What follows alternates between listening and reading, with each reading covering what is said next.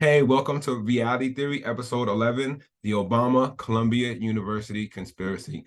Now, this is a special episode for me because I actually graduated Columbia 25 years ago this month, and Obama graduated Columbia allegedly 40 years ago this month.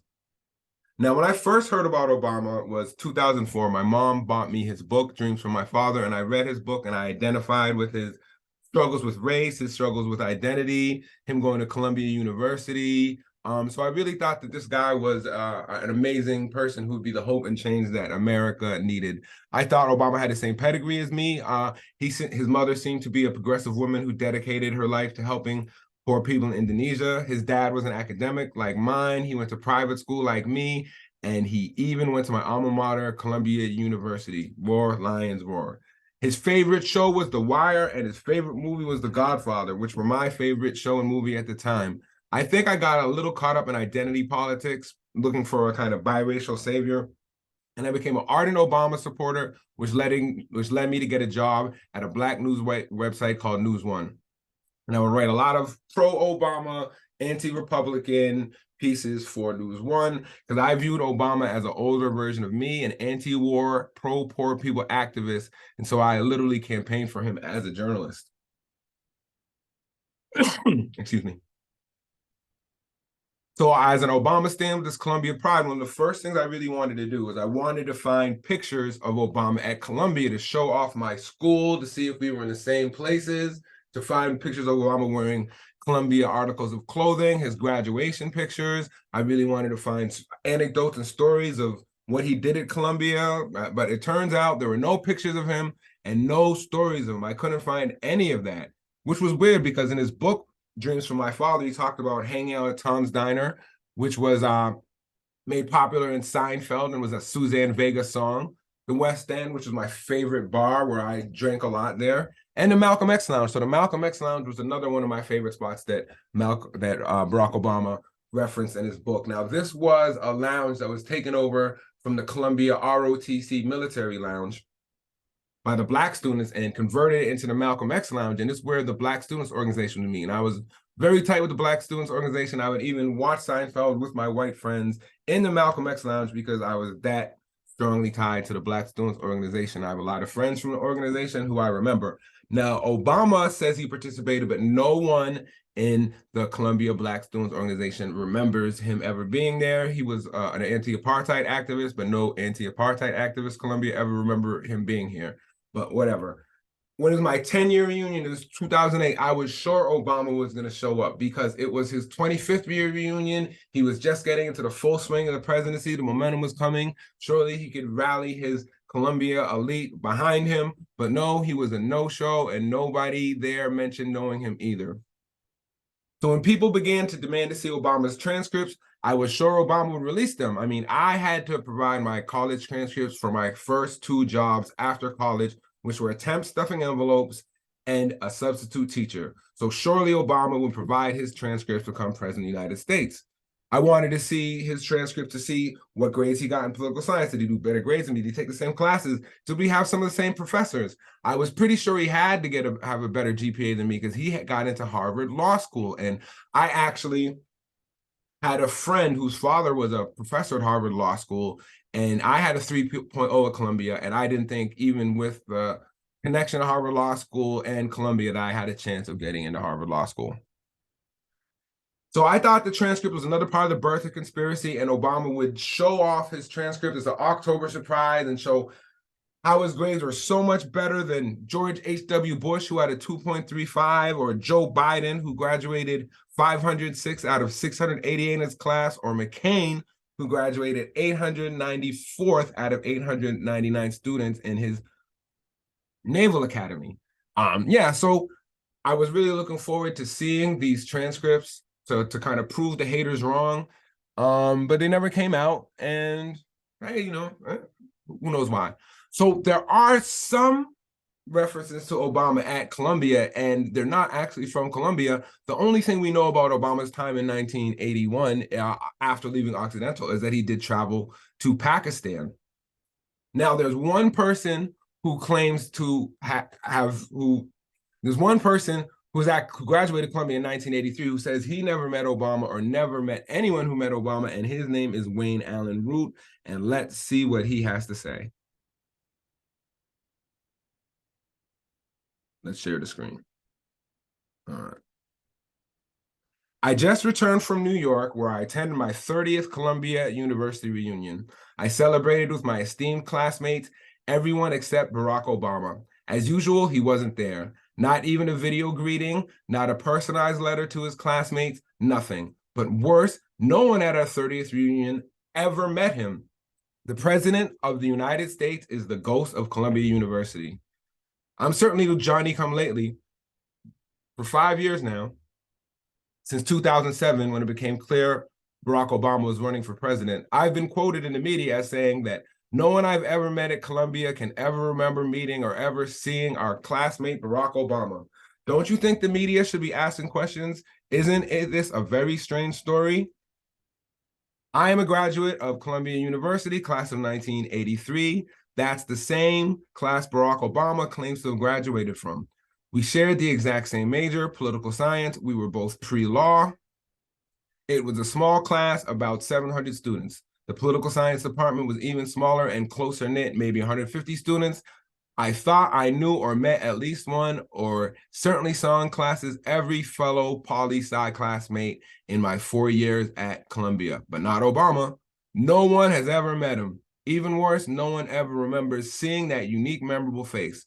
Think about that for a minute. Our classmate is the President of the United States. Shouldn't someone remember him, or at least claim to remember him? Now, Barack Obama was at Columbia, and he was not only one of the few Black students, but he was one of the very, very few biracial students. He had a unique name.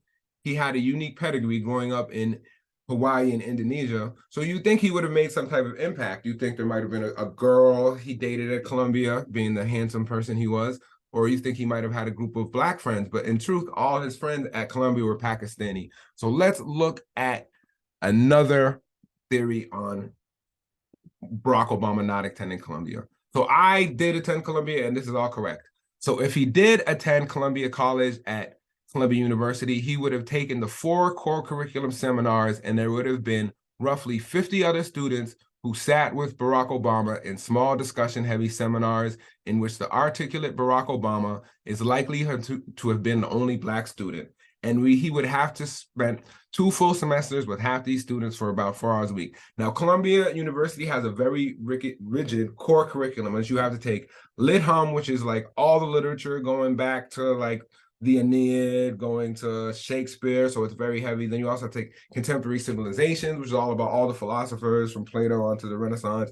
Then you have to take Art Hum, where you have to learn about all the ancient European art, and Music Hum, where you have to learn about all the ancient European music. So this is the only way you can graduate Columbia, is by passing this core curriculum. So it's very hard to do in 2 years. That's why people do not transfer to Columbia, because you'll be spending most of your time taking core curriculum classes. And so Obama would have been taking core curriculum classes with people ahead of him, probably, like who would have been class of 85. I find it highly unlikely that nobody out of this pool of seminar classmates would remember him. Also, the 2 long seminars, Lit Hum and CC, Contemplative, are taken during freshman and sophomore year, respectively. As a transfer, Obama would have to take these classes during his junior year. So a lot of people would have known him. It would have necessarily been the class of 83. It would have been the class of 84, the class of 85, possibly even the class of 86, who would have been in classes with Obama, yet nobody knows him. So what are some explanations about what Obama was doing while he was at Columbia? If he wasn't on campus, if people didn't see him, so what was he doing? There's one explanation, is that Columbia has a very, very good foreign exchange program, and they send a lot of students abroad, send a lot of students to overseas to study at different universities. One way Obama could have gotten away from actually being at Columbia and getting the credits necessary to graduate Columbia is if he was at a foreign student as a Columbia University transfer student or a foreign exchange student. So this is one of the explanations on what Obama was doing. This is exactly what Obama was doing while he was in between his year in Occidental and transferring to Columbia. During the 2008 presidential campaign, Barack Obama, for the first time in his life, admitted that he went to Pakistan while in college. His comment is at minute This video has now been memory hold. You YouTube fact check it. In a news report from 2008, Obama said he visited the country where he started school at Columbia in 1981. Yet in his two autobiographies, Barry Soetoro's Cutout Life has never mentioned the trip to Pakistan. According to published reports in Pakistan, Obama stayed at the home of prominent politician Ahmad Mian Sumru in an upscale Karachi suburb. He also went on a traditional partridge hunting trip north of Karachi. Now, at the time, Pakistan was under martial law, and people were always wondering, how did Obama travel to Obama under martial law? If you have your rich Pakistani friends and you're staying in their rich neighborhoods, like martial law is probably not going to really bother you. So it's very weird, like Obama doesn't really have any black friends from Colombia or Occidental, but he has all these very wealthy Pakistani friends. And it's not clear why he stayed at the house of this guy, Ahmad Mian Sumru. None of them were ostensibly related to his Pakistani friends, yet he stays at this elite Pakistani family's house. The son went on to be the president of Pakistan, and all the family had a lot of roles in banking and finance in Pakistan. Okay, so what's another thing that we could look about Obama that might have led us to believe that he was somewhere else? Let's go here. Obama, as an undercover agent, was the lead agent in the arms and money supply for the CIA-trained Taliban army against the Soviet war machine. His actions were integral to the Taliban's success in their opposition to the Soviet invasion of Afghanistan. Obama, it is publicly acknowledged, went to Pakistan in 1981. There was no way of knowing how often Obama traveled between Pakistan and Russia. According to Dr. Manning, who's a character, Obama was an interpreter for the CIA during the war in Afghanistan. When Obama completed the CIA operations in the mid-1980s and returned to the US, he persuaded the State Department to maneuver his entrance into Harvard Law School. So according to at least one source, Barack Obama was a CIA agent in Pakistan during the time he was supposed to be at Columbia University. Now, this is very possible for several reasons. Now, Barack Obama has been tied to the CIA, and his family's been tied to the CIA for some long time now. So let's hear it. Obama's mother, Ann Dunham, took Russian language classes and married a potential up-and-comer on the Kenyan political scene at a time when Cold Warriors considered Kenya in play. If you don't think the 60s era CIA would pay attention to such a woman, read a few books about the CIA in the 60s, which I have done. And the CIA was definitely using a lot of college students, especially students who spoke different languages, to infiltrate and influence foreign students like Barack Obama's father. Later, and despite her alleged leftist leanings, I don't know where these leftist leanings come from, she married a key liaison between Indonesian tyrant Suharto and American oil companies. The CIA made Suharto by staging a bloody coup in Indonesia, all with an eye toward benefiting oil interests. No genuine lefty would have exchanged 2 consecutive sentences with hubby number 2. So hubby number 2 is Lolo Soetoro, and he was an officer in the Indonesian military at a time when the Indonesian military was conducting mass genocide against the ethnic Chinese in Indonesia. And there's a movie about it called The Act of Killing. This is the same time period where Barack Obama's father or stepfather was in Indonesia as a military officer. You see the horrible atrocities the Indonesian military would do. During Ann's Indonesia period, Tim Geithner's father, Peter, ran the Ford Foundation microfinance program in Indonesia and worked with them. Long story short, Ford Foundation, CIA. Ann's extensive travels abroad, often under the Ford Foundation aegis, would provide excellent cover for intelligence assignments. Her talent for languages was just what the CIA saw and seeks. Nobody knows why she once visited Pakistan or why she tried to learn Urdu. Nobody knows the real reason why Obama, who lived in Hawaii, chose Occidental College in Los Angeles, an expensive but second-tier private institution. Obama became very interested in politics at the time. The chief political science professor at Oxy was an old CIA hand, as well as a longtime crony of Zbigniew Brzezinski, who later became something of a mentor to Obama. Now, both Obama and Zbigniew Brzezinski came to Columbia in 1981. Brzezinski just finished being a national security advisor to President Carter, and Obama was there to ostensibly become a political science student. Now, there's one way a student like Obama, who might not have had the best grades, could have got into Columbia, and that would be if he had a rabbi or per se, or someone who was really looking out for him, or someone at Columbia who wanted to help him out. Now, this definitely could be Zbigniew Brzezinski. Zbigniew Brzezinski is considered the architect of the Mujahideen war against the Soviet Union. There's pictures of him allegedly with bin Laden. He takes credit for it openly, and he says what he did is he got Afghanistan and Russia to get Russia into a trap. That's what he's proud of. He's proud of the real extended violent war in Afghanistan. And if Obama were to be a CIA agent in Pakistan and Afghanistan, the actual architect of what the CIA and the Pakistani ISI were doing at that time was Zbigniew Brzezinski, who was actually recruited into the CIA by Richard Snyder while they were both at Harvard. So if Brzezinski is getting recruited to the CIA while he's at Harvard, is it quite possible that Brzezinski recruits Obama into the CIA while they're both at Columbia? In 1981, Obama traveled to Pakistan for no discernible reason, despite a State Department's warning of unrest in the area. There had been a coup. At the time, Pakistan was a key Cold War front due to the CIA's efforts to the Afghan Mujahideen. Okay. Nobody knows how Obama paid for these travels. Now, he claims to be poor. He wasn't poor. He wasn't that's a myth. His stepfather, Lolo Sotero, lived in a mansion with like 12 servants. So he was not poor. All his friends were rich. He was rich. And let's say, hypothetically, he was poor. His rich friends could have paid for it. So it's not like it would have been too hard for him to get to Pakistan with all his wealthy, rich friends. So in Pakistan, Obama stayed with the powerful Ahmadiyyan Sumru, a key mover and shaker in this nation. This despite the fact that Obama knew no one from the Sumru family. Sumru was asked to take in Obama by an unknown personage at the American embassy who was almost certainly CIA.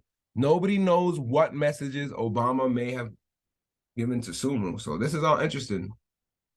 Obama went on to lead a strangely charged life, perhaps due to offstage helpers. For example, he received a princely sum for his autobiography, despite an unknown Cairo author fresh out of college with extremely vague ideas as to what he wanted to write about. One could cite many more examples to prove the point. One has done just that over the course of many previous posts. All right, now here's a good article from Reason on Obama's connections to the CIA.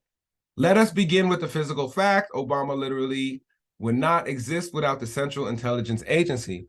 His father and mother met at the University of Hawaii's East-West Center, which was created by Congress and directed by CIA operatives. Obama's father was brought to the University of Hawaii by the Joseph P. Kennedy Foundation and the U.S. State Department at the request of Tom Mboya, a CIA-backed leader in the Kenyan independence movement. The dormitory where Obama Sr. lived at the East-West Center was founded by the Asia Foundation, also a creation of the CIA. According to a 1961 congressional report, the mission of the East-West Center was to inculcate pro-American sentiment in foreign students and thereby win the battle for men's minds. Hearts and minds, that's what the CIA is doing. Hearts and minds through indoctrination and propaganda. More important than the CIA's connections of Obama's parents, the world in which he was raised and filled with people devoted to bringing American ways to life to the rest of the world. From Jenny Scott's biography of Stanley Ann Dunham, A Single Woman, we learn Obama's mother built her life around a commitment to spreading American business practices to rural Indonesia. Mind you, this is the time there was a genocide that was going on, and Obama's mother was not protesting the genocide like a good hippie would do. She was not protesting the Vietnam War like a good hippie would do. She was promoting American businesses into rural Indonesia. And from what I've heard, is that she would go to Indonesia, to find out who the communists were, bring back the notes of who the communists were under the guise of spreading business practices, and give them to the CIA there. All right, shortly after divorcing Obama's father, Dunham married Lolo Sotero, the son of an upper-class Japanese family and a lieutenant in the Indonesian army, who in 1962 was sent by the Indonesian government to study at the East-West Center. Scott tells this story, but omit what makes the liaison possible.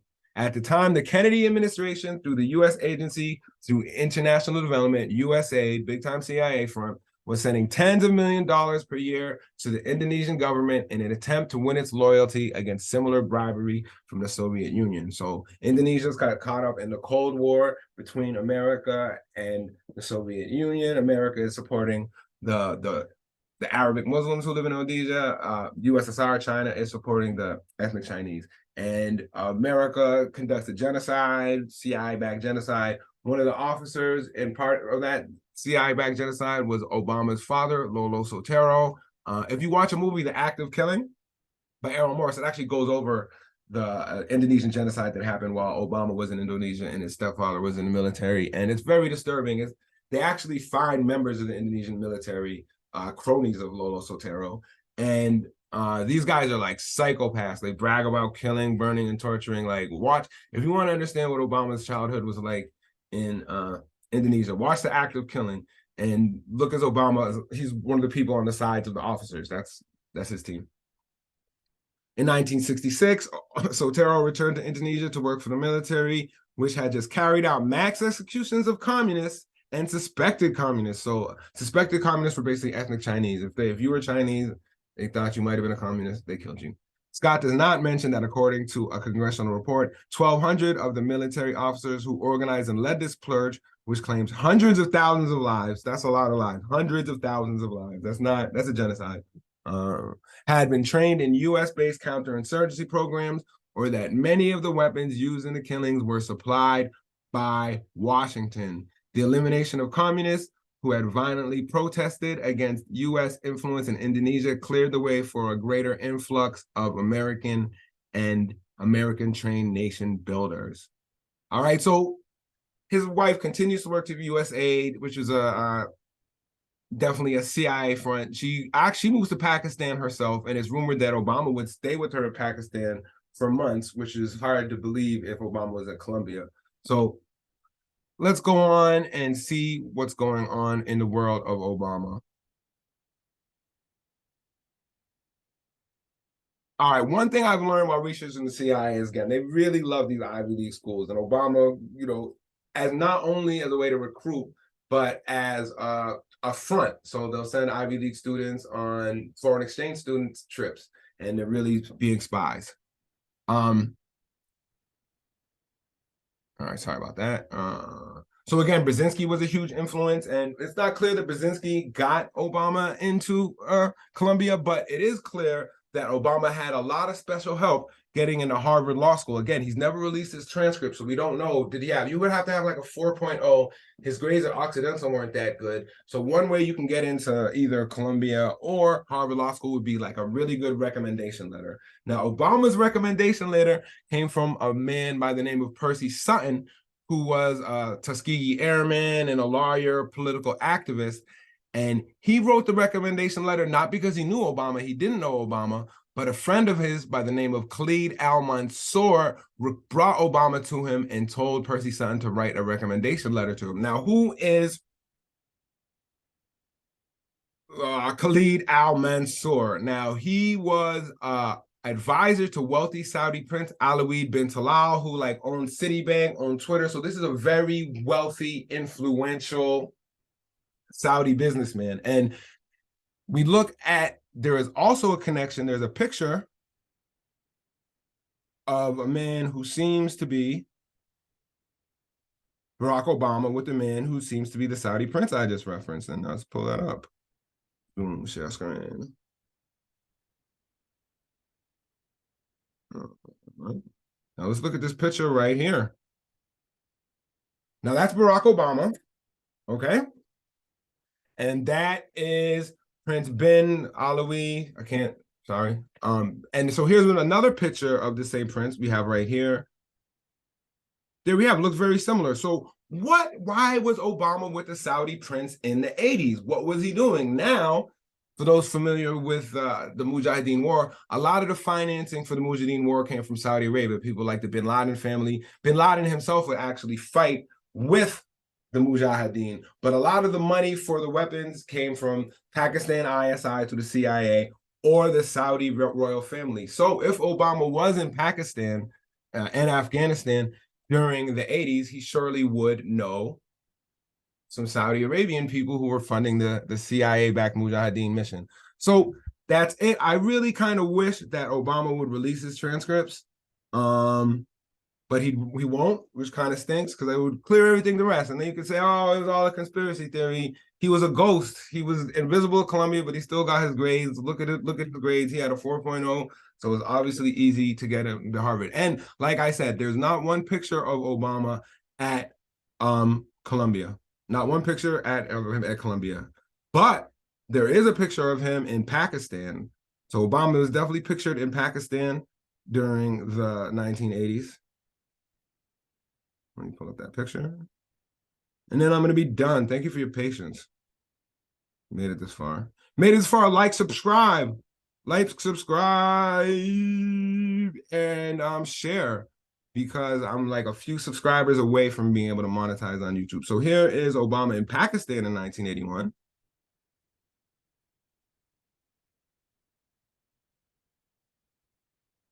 All right, let's see Obama in Pakistan, 1981. That is Obama in Karachi, Pakistan in 1991. And I don't know if that is Hassan Chandu right there. So there is a picture of him in Pakistan in 1981. No pictures of him in Colombia in 1981. So that's going to be the end of my reality theory episode 11. I know it's been a little crazy and convoluted, but these people have a very tangled web that they weave when first they practice to deceive.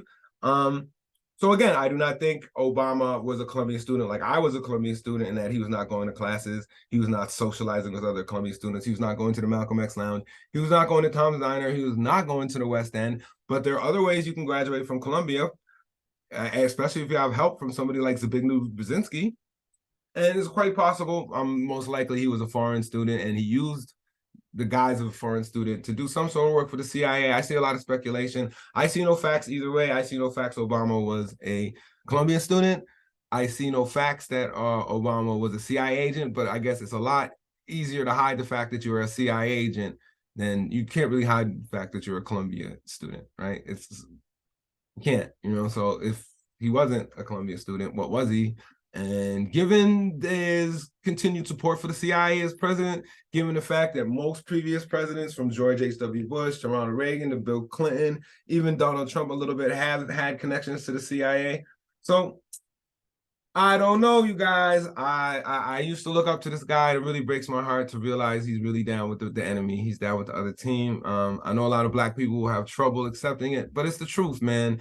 He's CIA. His story is a kind of myth. He didn't have a progressive, nice, loving mother. His mother was, at the very least, an enabler of genocide, and most likely a CIA agent who was participating in it. So that's it, man. Pay attention to these leaders around you. Pay attention to these next presidential candidates so they don't fool you like Obama. Make sure you find out any CIA connections these presidents have, because they definitely want to hide it.